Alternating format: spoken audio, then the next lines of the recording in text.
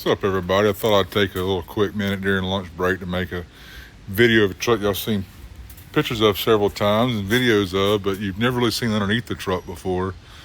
Truck's got several thousand miles on all the work we've done to it, and I tell you, it's really holding up extremely good. I've looked it over this morning. He's got a trip scheduled, I believe the Ozarks in a couple weeks.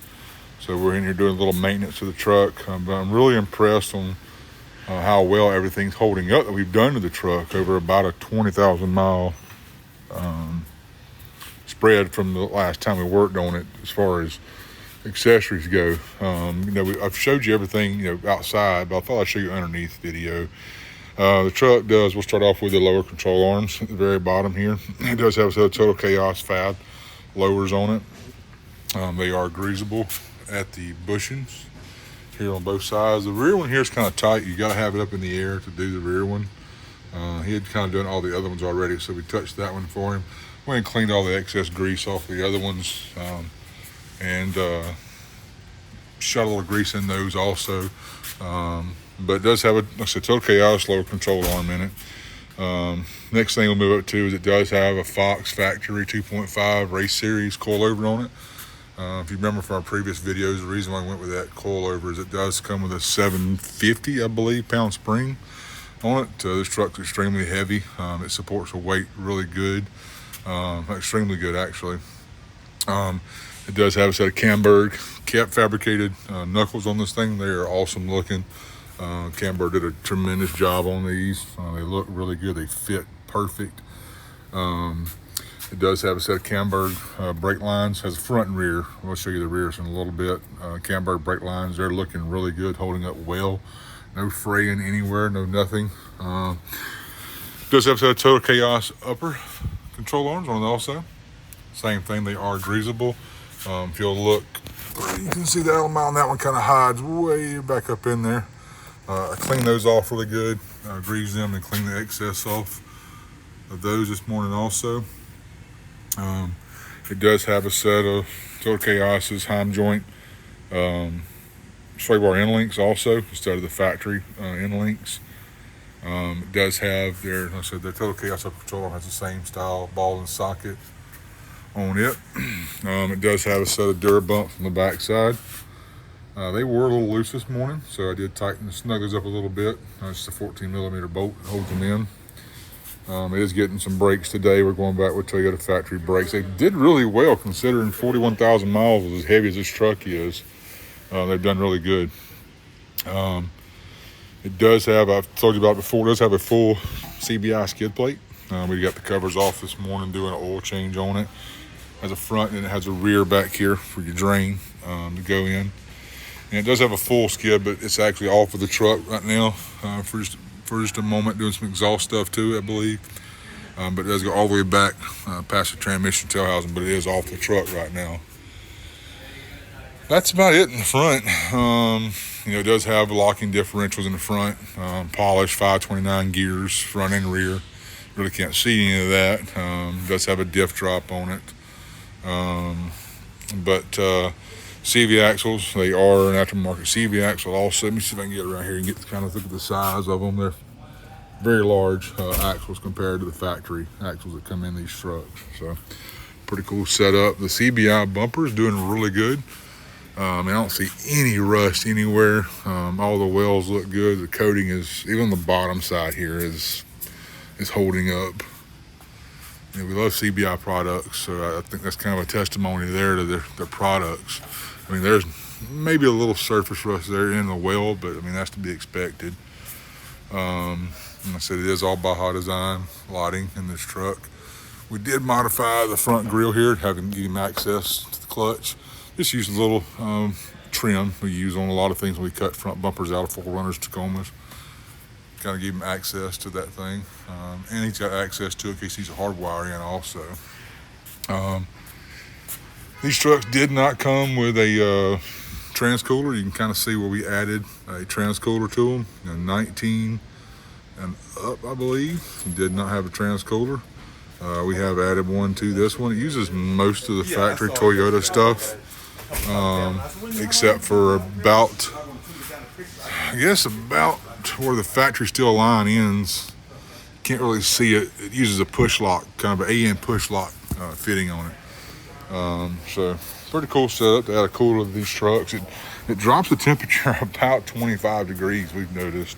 We did a few of them so far, and it's a big difference maker. It does have SDHQs, traction bars on the rear, kind of help with axle wrap on these trucks. We did install these. It's got a, who made the brackets? I think these are Camberg brackets for the bump stops. It's got Fox bump stops on it. Then of course it's got matching Fox 2.5 shocks on the rear. The truck does have a rear bumper on it with a hidden hitch in it. You pull your tag up, there's your hitch inside of here. Rear swing out, keeps its Pro Eagle jack on the back. We do have chase lights in the rear bumper. They're all the lights, remember, are tied into a Switch Pro in the front of this truck around the shifter. Really nice, clean look. It does have a pinion leak here.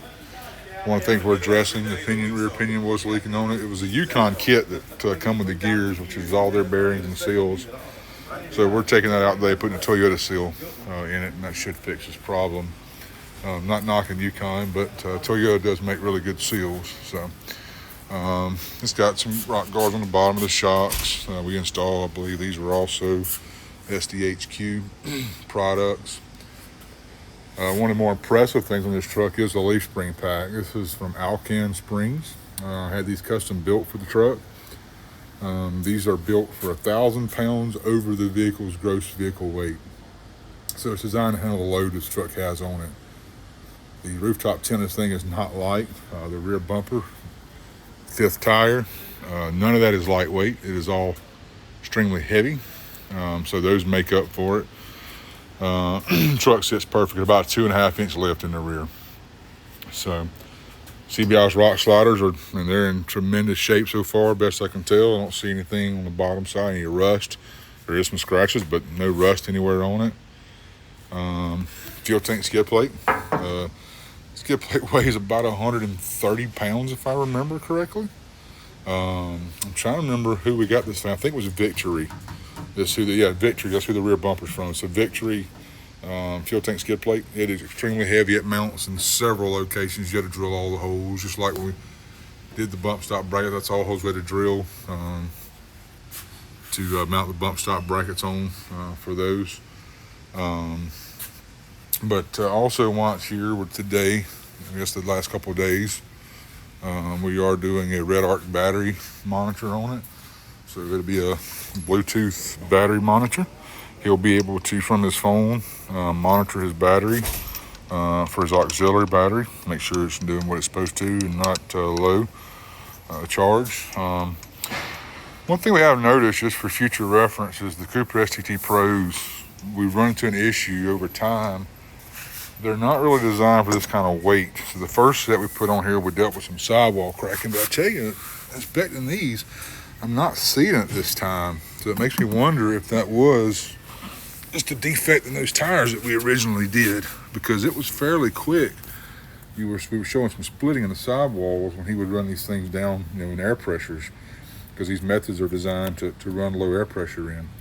But I don't see any cracking this time around. And it was fairly quick, it showed last time. So that's kind of sparked some curiosity in me right there. I never thought to look at them a while ago, because we are looking at going to an 18-inch wheel in this truck to a 37-inch tall tire.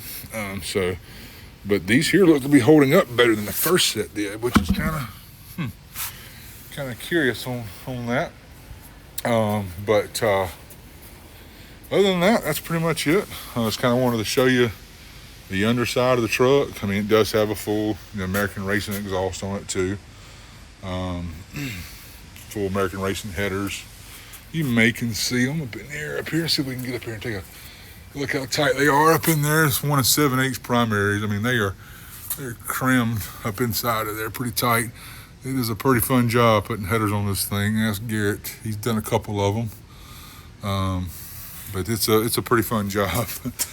I think we charge around 11, 12 hours to do a set of headers on these trucks. It's pretty in depth. So But just give you a quick rundown underneath the truck and just let you know that it is holding up extremely well. We always show pictures of them finished up and videos when we're building them, but this truck here is, I think, around 25,000 miles on the build on it, and it's doing tremendously. If I'm wrong on that, I apologize, but I think I'm pretty close. But it's doing tremendously well. We appreciate Mr. Tommy, and I hope the truck continues to do good for him. Thank y'all.